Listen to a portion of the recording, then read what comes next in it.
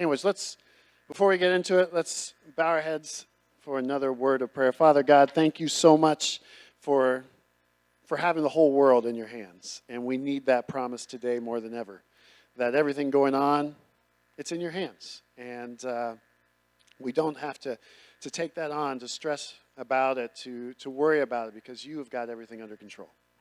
And thank you for that promise. Thank you for the time to just lift our voices to you. What powerful words we just sang. And I hope and I pray that they resonated with each one of us as we sang through each of those songs. That you are a good Father. That we have this blessed assurance. It's just amazing who you are and what you've done for us and continue to do for us. And we want to take a few minutes this morning to just kind of look in your word and see what you're continuing to do in our lives. And that this message this morning will be one that can resonate with each one of us, that you will speak where you need to speak, you'll show up where you need to show up, and that this will be a true blessing to us that are here and that are watching online. Thank you, Lord. Amen. Hezekiah was laying in bed, and Hezekiah was sick. Now, the Bible doesn't say what his sickness was. The sickness, maybe it's COVID-19 back in the day. Maybe he was laying there, had COVID-19. Maybe it was cancer. Maybe we don't know what the sickness was. But if you go to 2 Kings chapter 20, we find Hezekiah laying in bed. And he's in a lot of pain, a lot of suffering. He gets a knock on the door, and one of his servants comes in and says, "Hey, there's someone here to see you." And he's like, "Well, I'm not feeling very well. Please send them away." And he says, "But it is Isaiah, the prophet of God." And Hezekiah, who, if you know anything about the kings of Judah and Israel, he's one of the good kings. And so when he says a prophet of God, he's excited. Okay, well, let him in. Let him in. Maybe he's got some good news for me. Maybe Isaiah is going to heal me. Maybe he can put his hands on me and heal me. So he lets Isaiah in. Isaiah comes in, goes over to the king and says, "King Hezekiah, get your affairs in order. Get your will together. Make sure you've got everything in your household kind of set up, because you're going to die." And that's it. And he turns and he walks away. That's what he's been given. You're going to die. Those are not the words that Hezekiah wanted to hear from the prophet of God. But Hezekiah believed in that God was speaking through Isaiah, trusted in Isaiah's words, and so it scared him, obviously. What would you do if you've been given that diagnosis? If a doctor gives you that diagnosis, you've got a month to live. That's scary, but we've seen time and time again, fortunately, that a lot of times a doctor will give someone that, and then 10 years later, they're still alive. So doctors can be wrong, can miss it a little bit, but prophets of God are never wrong. And Hezekiah knew this. And so what does Hezekiah do? If it was me, I would go for a second opinion, right? If we go to a doctor, we get a second opinion, I'd be like, "Hey, Amos, is he around? Joel? These are guys that were around at that time. They're prophets of God. Bring in Amos. Maybe he'll tell me something different. Or Joel, he'll tell me something different." But he doesn't do that. Hezekiah says he turns towards the wall and he prays. Now, what he prays, he doesn't pray for healing, at least not out loud. Maybe in his heart he is, but out loud he prays. He says, "Remember me, O God. Remember me. I've done what you've asked me to do. Remember me." And then he just weeps. Now, again, he doesn't pray for healing. He doesn't ask for some huge miracle to happen. "God save me. I deserve it." Anything like that. He just says, "Remember me." And what's interesting is God does. Because as Isaiah is walking out of the palace, he's in the courtyard, he's walking out, and God speaks to him right there. He's not even out of the palace grounds yet. When God speaks to him, he says, "Turn around, go back and talk to him." Isaiah turns around, heads back into the palace, goes back up to King Hezekiah, and Hezekiah, who is weeping, he says, "Hezekiah, God has remembered you, and he's going to give you 15 more years of life." That's exciting. That's great news. He says, "Whoa, really? Yeah, you're going to get 15 more years. In 3 days, you're going to go to the temple, you're going to be pronounced clean, and you're going to live 15 more years." He says, "Well, how do I know this is going to happen?" And Isaiah says, "Well, I'll give you two options. the sundial, it can go ahead 10 degrees or it can go back 10 degrees. We don't know exactly what 10 degrees means. Some people say it means 10 hours, one direction or the other. Some people means it just could be 20 minutes. Either way, the sun was going to go back or forward, whatever Hezekiah picked. And Hezekiah said, you know what, I'd rather go back. And he said, okay, it's going to go back 10 degrees. And sure enough, the sun goes back 10 degrees. And Hezekiah lives for another 15 years. Amazing story. That's an awesome story. I read that earlier this week, and I was like, wow, this is a great story. I love great stories in the Bible. And there are some really good ones in there. And we got to open up our Bibles to actually read them. But stories are powerful. Stories are great. This is just one story that is all throughout the Bible, but we have stories that we love too. Stories teach us things. Stories entertain us. We pay a lot of money to go watch a story on the big screen, right? Go see a movie. I haven't been since, obviously, the movie theaters have been closed for a long time. But, man, when you go to a movie now, you pay big bucks to go see a movie. Got a family of 5. We're taking them to go see, let's go see Despicable Me or something. Okay, let's go see that. $80 later. I'm like, man, we could have gone to Disney World almost for this. But, yeah. And the ticket prices are crazy now. Anyways, but they entertain us and they connect us. We connect with the characters, right? In stories, we get connected to the story. I know sometimes this happens, especially Andrea. She gets super connected in with stories. I got to be careful what we watch, because if it's a movie about a cheating spouse or something, she'll be mad at me. And I'm like, what did I do? And she's like, well, the husband was cheating, and, it must have been you. I'm like, oh. She takes it on. Or if we watch some scary movie, it's I got to, triple check the doors, make sure they're all locked, and, just make sure, she's like, someone's going to come in the window tonight. And I'm like, no, that was on the movie. I know, but it's going to happen to us. So I don't watch scary movies with her. We try to just watch sports, because that's safe. That's safe for the most part. And then maybe she wants to go out and play football. Okay, I can do that. So anyways, stories are powerful. And you guys probably all have your favorite stories, whether they're in the Bible or outside the Bible. I can think of stories when I was growing up. Man, this is a great memory. I was growing up, Friday nights. Friday nights were always a great time for us, because we would gather on my parents' bed, all 4 of us boys, 4 boys, gather on their bed, and my dad would read us 1 or 2 Uncle Arthur stories. Remember Uncle Arthur stories? If you don't know who Uncle Arthur is, then you're not a true Adventist. But Uncle Arthur stories, we loved the Uncle Arthur stories, and we read them all the time. I heard them a million times over and over. And I love them. I still love them to this day. I love to read my kids. I'm like, hey, why don't you pick an Uncle Arthur story? Because it's really more for me than for them. But I'll act like I'm reading to them. Is that an Uncle Arthur story? I don't know. Yeah, Tommy's Trucks. I remember that one. Left him out in the driveway. But there's one that stood out to me that I liked the best, and it stood out to me because it resonated with me. I connected with it. Two Caroline's a classic. Is it Jimmy and the Jam Jars or something? Is that okay? Anyway, we're getting way off track.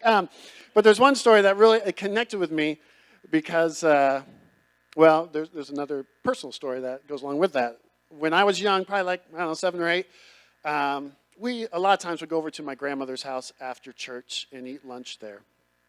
And one day, as we were heading off to church, my older brother kind of whispers to me, says, hey, if you keep choosing the biggest piece of food, Grandma says she's not going to let you come back over anymore. I said, what are you talking about? Grandma would never do that to me. Well, that's what she told me. Because what I did, I was kind of a selfish little boy when, a lot of times we have lasagna maybe after church, and I'd look for that biggest piece and ooh, let me get that piece. And the bread, ooh, that's the biggest piece of bread. The salad, let me take the smallest scoop of salad. And I'd get the biggest, and the dessert would come, and it'd be that's the biggest brownie, yes, please, and I'd take the biggest of everything. Anybody know what story this resonated with? Anyways, so it resonated with me. So I was like, what? I can't believe Grandma would say that to me. So that day we went over to Grandma's house, and that was really like in my mind, like I don't want to have to, get kicked out of Grandma's house. But I was like, my older brother would lie a lot. I mean, just be honest. So I went to my grandma and I said, Grandma, Billy told me that if I took the biggest piece today, you were going to not let me come back anymore. Is that true? And she was like, well, I would never not let you come back. But he is right. You always take the biggest piece, and I think you need to stop doing that. And I was like, oh, okay.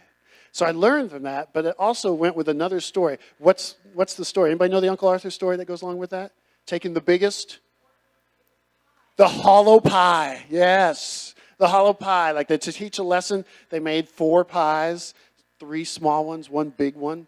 And then me would like, ooh, let me take the big one. And open that up, and there was nothing inside. It was hollow. And everyone else had like the blueberry filling, So that story resonated with me. Stories are powerful. And I still remember that story from when I was 7 or 8 years old because it resonated with me. It was so powerful. That story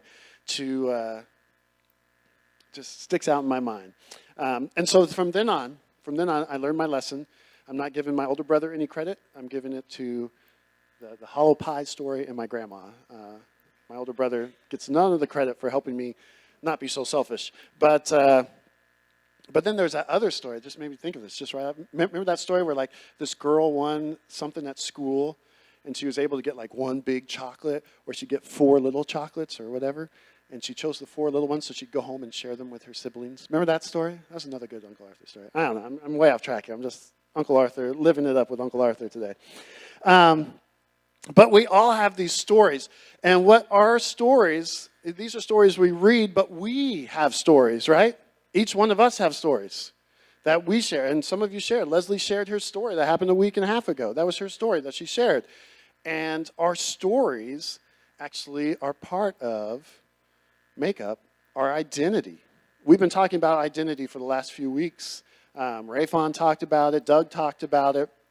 Last week we had Terry here. If you were here outside last week, powerful testimony. If you weren't here last week, you missed a powerful testimony. She shared her story about drug abuse and codependency and homelessness and, goes on and on and on and on. She shared her story. It was powerful. And our stories are part of who we are. It's part of our identity. But our stories are meant to be shared. Our stories are not just for us. Imagine if Uncle Arthur had all these stories and he chose not to write them down and share them. Wouldn't that be tragic? Wouldn't that be awful if we'd never heard the hollow pie story? If we'd never heard the tale of 2 Carolines? Wouldn't that be terrible that we never had these stories? What if God never shared his stories? What if we'd never heard of Moses or Abraham or Hezekiah? What if he never shared those stories? It'd be terrible. And why do we think that only the stories in the Bible need to be shared? Don't our stories need to be shared? If this is our identity, don't we need to go out and share that with others? I think so. And I think we find out here that with Hezekiah, to continue the story doesn't end there. 15 years, hey, that's great. That's good news. He's got 15 more years of life. God gives him the opportunity to share the story. Because you see, Babylon, they're just a small power kind of rising up in the ranks right now. Assyria is the big power. In fact, that was another promise that Isaiah gave Hezekiah when he was on his deathbed, and he gave him 15 more years. He also said, I'm going to keep the Assyrians at bay. They're not going to overtake you. He's like, oh, great. But Babylon was a rising power over here. And Babylon, we don't know if they just heard about Hezekiah being sick and they wanted to come over and bring him some get well flowers, or if they noticed the sun went back and they were like, what's going on with that? Either way, some of these people from Babylon came over to check things out in Judah, and there's Hezekiah. He welcomes them with open arms. Like, hey, what's going on over here? We heard you were sick. The sun went back, whatever. And Hezekiah has an opportunity here to share his story, to share how God has healed him, to share how God kept the Assyrians at bay, to share the power of God, the glory of God, the redemption of God, all this. He has this opportunity to share this. And unfortunately, he doesn't do that. If you read in there, the Bible makes no mention of him even talking about God and what he did for Hezekiah. The only thing the Bible mentions is that Hezekiah went to his storehouses, opened them up, went to his treasuries, opened them up, went and took him to the fields to show off all of his horses and his prized possessions. So here's my gold, here's my silver, here's my chariots, here's my jewelry, here's everything. Look how great I am as a king. Look what I've done with this kingdom. I have stored up all this wealth. And that's what he did. He showed off instead of showing God. And so the Babylonians went back, and they made a plan. They said, not yet, but down the road, we're going to come and we're going to take all that stuff because that stuff looked good. And I don't know if you've ever showed off anything. When I was a kid, I used to collect baseball and football and hockey and basketball cards. I had a huge collection of them. I loved them. And back then, they were worth something. Nowadays, they're worth nothing. But back then, they were pretty good cards. And I used to take them to my friends, or my friends would come over, and we'd trade cards all the time. It was like my biggest hobby growing up. And I went over to one of my friends' house, lived a couple blocks away, so I gathered up my cards, and I took them over there. And I was just going to take over this book of cards that I had, but then I had gotten 3 new cards that I loved. I loved these 3 new cards. Rookie cards, they're like first-year cards. They're worth more. And so I got 2 rookie Bo Jackson cards. You know who that is back in the day. 2 rookie Bo Jackson cards and a rookie Mark Grace card. He's another player back in the day, played for the Cubs. And they were worth something back then. Like I said, they're worth nothing now, so it's not a big deal now. But back then, they were worth something, and I was like, ooh, I got these cards, but I'm not going to trade. I was not going to trade these cards. They're off the trading block. Wasn't going to trade those. I was like, why even bring them? But I was like, wait, I've got to show them that I have these cards. So I took them along with me, and I brought them, and I said, here's my cards. Oh, by the way, look at these 3 cards I got. Bo Jackson, Mark Grace. And he's like, I'll trade you this and this and this for him. He was trying to make this great deal for these 3 cards. And I said, sorry, they're not tradable. And I took them off the trading block and kind of put them aside. These you can't trade. I'm not going to trade. There's nothing you have that would be anything for these cards. And so I was like, okay, well, I'll look at your other cards. So we started looking at each other's cards. And we traded a few little minor trades that weren't big deals and stuff. And, I felt pretty good. Like, okay, I got some good cards out of this. Head on out. And so I stack up all my cards, and I head on out, and I get home. And later on that day, I go back, look at my cards, and I realize that both my Bo Jacksons and my Mark Grace card were gone. Where are they? I looked everywhere, and I realized this guy had stolen my 3 cards. He had taken them. And so I stormed back over his house and said, where's my Bo Jacksons and my Mark Grace card? And he said, what are you talking about? You said you wouldn't trade them.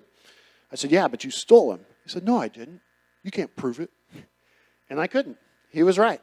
And I never saw those 3 cards again. And it was all because I wanted to show off. And that's exactly what Hezekiah did here. He wanted to show off, and because he showed off, Babylon said, we're going to come back and we're going to take those things. And ultimately, along with Daniel and his friends, they came back and they took those things. So this is his story. This was Hezekiah's opportunity to share about God, to share what God had done in his life. And I think our identity, or I know our identity, is all about sharing what God has done for our lives, in our lives. That's what our identity is. And as I was reading this week, I came across a little section in Isaiah chapter 40 that really brought this home to me. I'm going to read it from the Message version because I like this version. But this is what God's asking us to do. This is our identity. It's Isaiah 40, starting in verse 9. He says, climb a high mountain, Zion. Now, he's not talking literally, obviously. He's not asking us to climb a mountain. But he wants us to elevate ourselves so that we can be, as it says here, you are the preacher of good news. Did you hear that? He doesn't say just Pastor Mike is the preacher. He says you, all of us, are the preacher of good news. you need to go share the good news. You need to go share the story of your life to others. That's your job. That's your identity. We try to get our identity in all these other things. You know, I'm a teacher, or I'm, a father. I'm whatever it is. Those are things that you've said in your mind, and those may be part of you, but that's not your identity. God says you are a preacher of good news. Period. That's your job. That's your identity. That's who we are. And he says, raise your voice. Make it good and loud. Again, he says, you're the preacher of good news. Speak loud and clear. Don't be timid. A lot of us are timid when it comes to what God's done in our life. We don't share it. Well, I don't have a very good story. Terry last week, if you were here for Terry, that's a good story. That's drugs and homelessness and abuse and all that. I don't have that story, so I'm not going to share that because mine's not that good. So we are timid. We're like, I'm not going to share that. Or what if someone judges me? What if I share my story and they look down on me because of my weaknesses that I look at as weaknesses? And we don't share the story. We're timid. But if you look at, obviously, in 2 Timothy 1, verse 7, what's God create us? He says, I did not create you to be timid. That's not part of our story. It's never part of our story. God never created us to be timid. He says, I did not create you to be timid. I created you with power, with love, and self-control. That's our story. That's what we need to do. So next time we're doubting ourselves if our story is good enough, doubting whether or not we should share because, well, what are people going to think? It's not about people. It's about God. It's about sharing that story because that's what he's called us to do. He says, you are the preacher of good news. And he says, this is really all you got to tell them. He says, tell the cities of Judah, tell them this. Look, your God. Everything we do, it needs to point to God. Look, your God. This is where Hezekiah messed it up. This is where Hezekiah didn't see it the way he should have. He pointed to himself. And when we point to ourselves, we lose. Hezekiah eventually lost the kingdom. He was dead by the time it was gone, but the kingdom was lost because of that. I lost my baseball cards. When we point to ourselves, we lose our true identity. And God's identity is what is really coming through in our story. So, what we have to get past is I have my students every year share their testimonies. And every year I have students come to me, this is my senior class, they come to me and they say, I don't have a testimony. I've grown up in the church and I just go to church every week and it's pretty blah, blah, blah, it's whatever. And I'm like, everybody has a testimony. And as they talk through it and as they work through it, we realize everybody has this. I have never had one student, I've been teaching for 18 years now. And out of all those classes, I've never had a student who didn't have a testimony, who just got to it and said, I've got nothing. God always works in everybody's lives. We may not realize it, and I think that's the problem. We don't realize that God is working in our lives today, right now, this week. And we don't have to have a testimony that goes back years and years and years, like Terry's last week, and really go through all these ups and downs. Whether you realize it or not, you can start this looking back at just this last week, and you have a testimony to share. You have a story to share. You have ways that God has worked in your life. If we continue on in Isaiah chapter 40, he says, look, your God. And he says, this is what you need to talk about. Look at him. God the Master comes in power. Did you feel God's power at all this week? Did you feel his power getting you up out of bed in the morning? Did you feel his power this week one way or another? He says, God is ready to go into action. Did God do anything in your life this week? Was God present and active in your life this week? And if we really stop and think about it, I bet he was. He's going to pay back his enemies and reward those who loved him. Did God bless you at all this week? Bless you with love? Bless you with whatever it may be, gifts, talents this week that you could share with others? Did he bless you this week in one way or another? We always think of blessings like money, but blessings come in all shapes and sizes. Maybe more responsibility at work. That doesn't seem like a blessing, but that can be a blessing. Did God bless you this week? Continuing on, he says, like a shepherd, he will care for his flock. Did you feel God caring for you this week? Loving you this week? Gathering the lambs in his arms. Did you feel close to God? Did you feel like he moved you closer to him? Did you feel like you understood prayer a little bit better this week through a movie? Maybe. He hugs them as he carries them. Did you feel God's embrace? A shepherd carrying that lamb. He hugs them. It wasn't just like, I'm going to throw him over the shoulder and drag him to where he needs to be. He hugged him, cradles us as he carries us. Did you feel that this week? Leading the nursing ewes to good pasture. Did God put you in positions where there was greener pasture, provision? Did he take you and guide you and direct you to provision? Maybe that conversation that you just needed. Maybe that song that came on the radio that you needed. Maybe that phone call that someone called you up and said, man, I really needed that encouragement today. Maybe it's something that happened where he moved you to a place where you just felt him taking you to that spot. We all have these things, and these are all things we can look on. So this week, have you felt God's power? Have you felt his arms around you? Have you felt his love? Any of those things. And if you have, that's part of your story, and that's not just for you. We, as it says here in Isaiah, we are to be the preachers. We're supposed to go out and share that.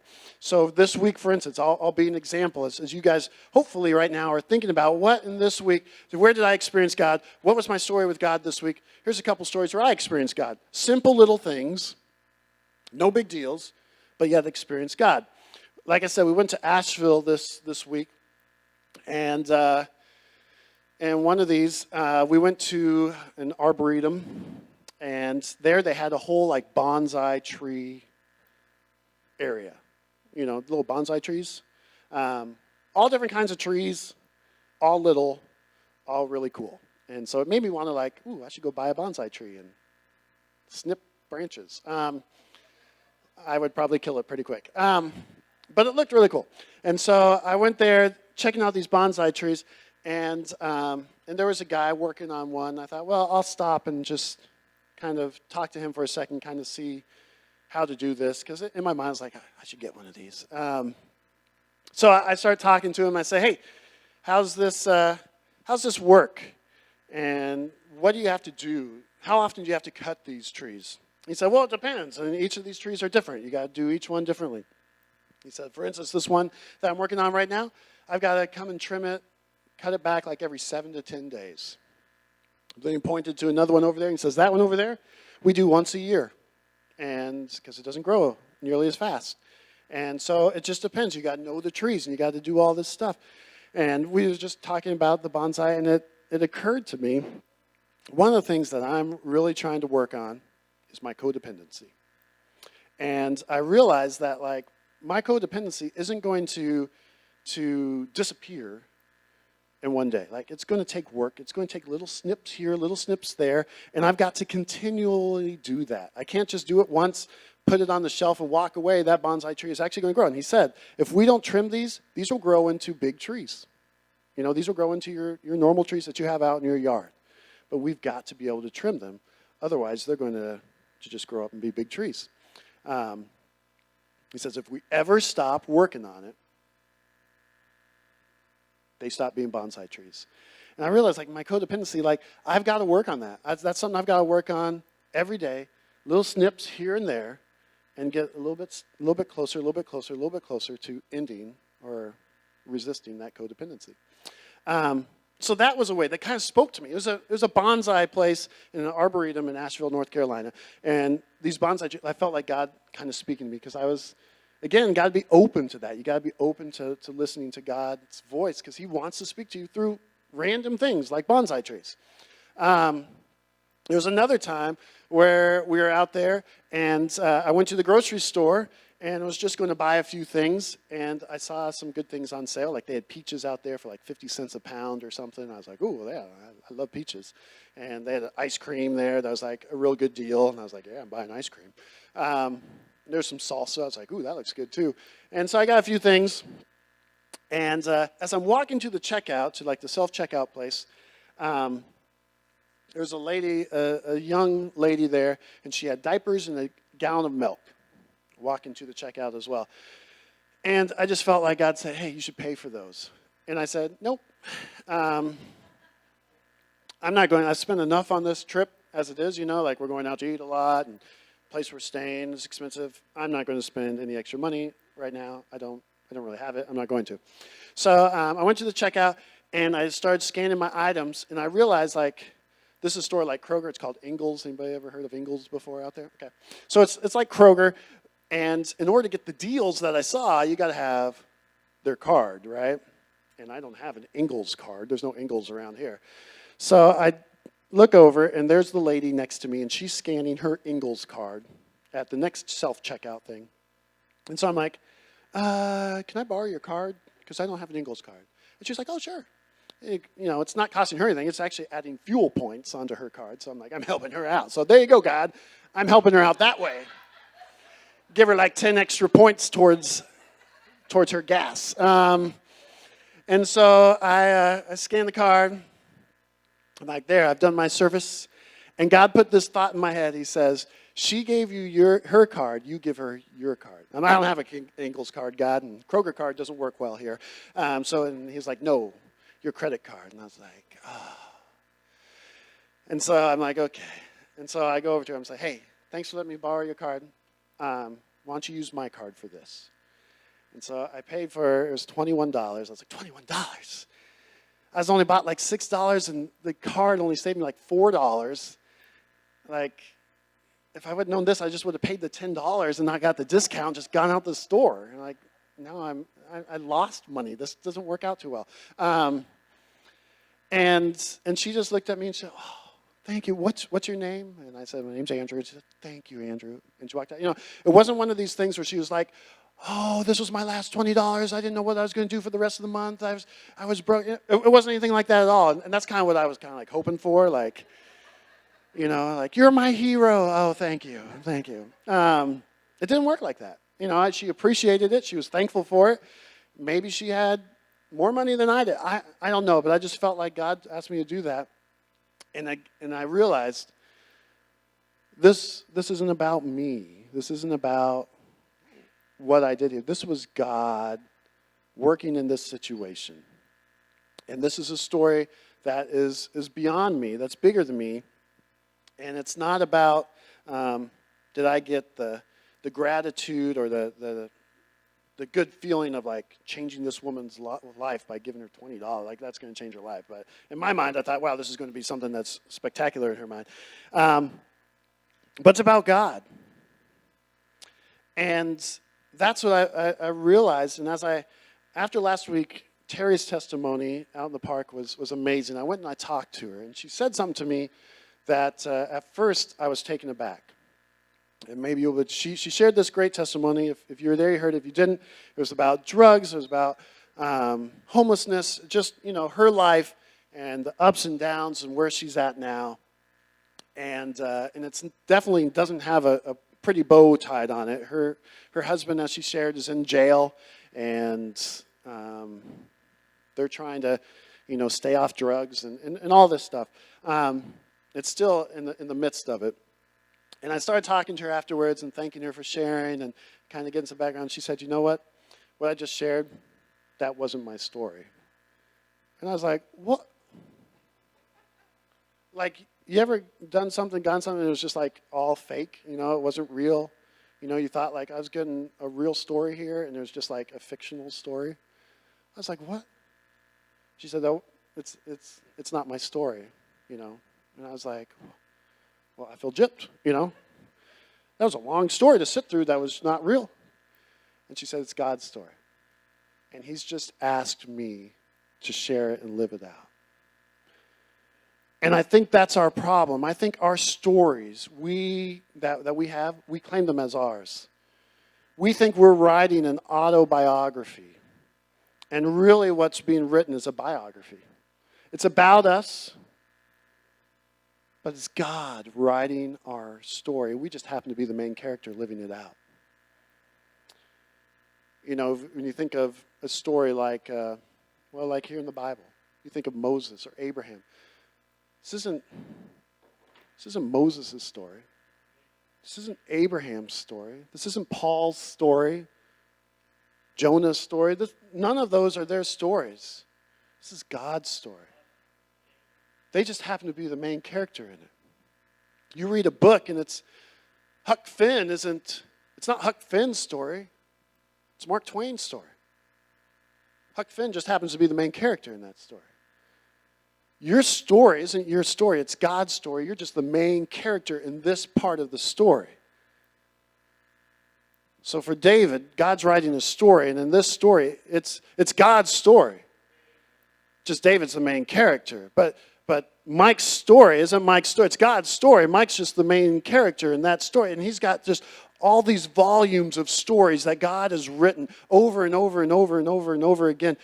And we just happen to be the main character in those stories. Here's the problem. When there are stories, we claim them and we hold on to them. And we decide when we share them and when we don't.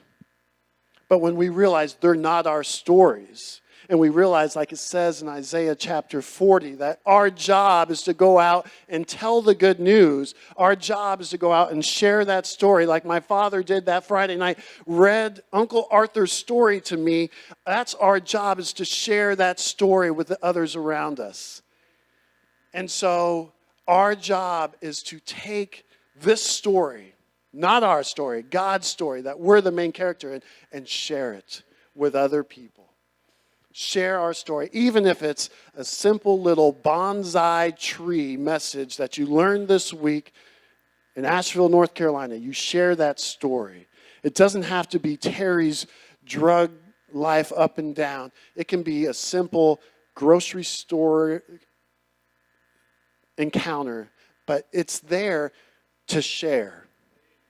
It's not there for yourself, and that's selfish, and that would be terrible of all these authors if God himself had all these stories and decided, I'm going to keep them for myself, or I'm too timid to share. We need to be bold in what God's asking us to do and share our story. So as I'm thinking about this identity piece, and I'd like to sing, if we could, to close it out, This Is My Story, because as that was being played this one, I was like, ooh, that would be perfect to kind of end. But I would like to say our identity, as we struggle, what is my identity? What if we are God's storytellers? That's our identity, storytellers of the volume that God has given you, your story. And that's what we're supposed to go and share. That's who we are, because we are created in God's image.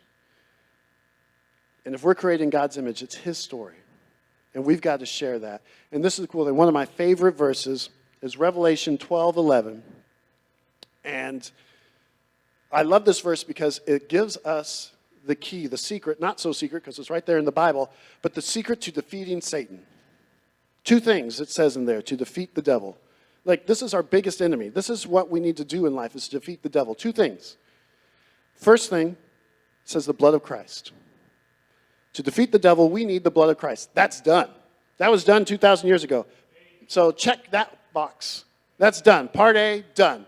Second part, it says, to defeat the devil, we need to share our testimony. That's it. If we share our testimony, what Jesus did's already done. If we check part B, if we're doing that part, the devil stands no chance to take us down. Zero chance. That's a promise in the Bible. God says this is the recipe for success against the devil. Jesus did his part. You do your part. Go out and share the story that you're the main person in. And if you do that, you will beat the devil. I just gave you, God gave us the secret to defeating the devil. Revelation 12:11 is the secret to defeating the devil. The blood of Christ in our testimony. Share your story. Let's sing about it right now.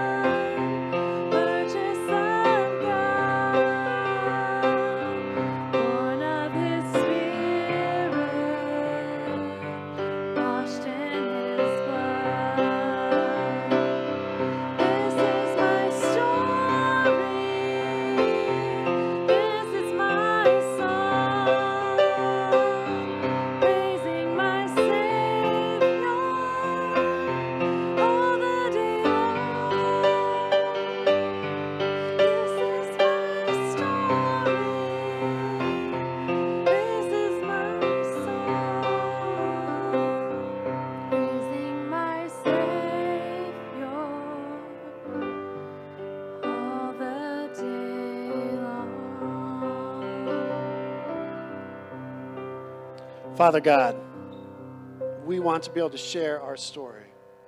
It's not our story, it's your story. We are an heir of salvation. Just let that sink in to our hearts, Lord.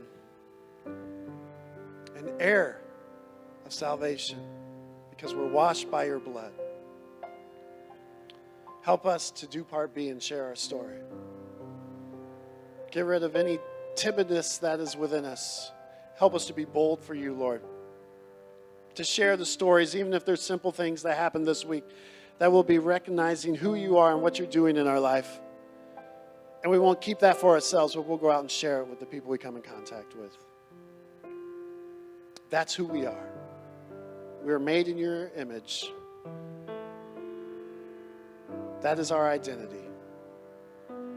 Sharing your story. And help us to do that this week. Thank you, Lord. Amen. Thank you for being here this week.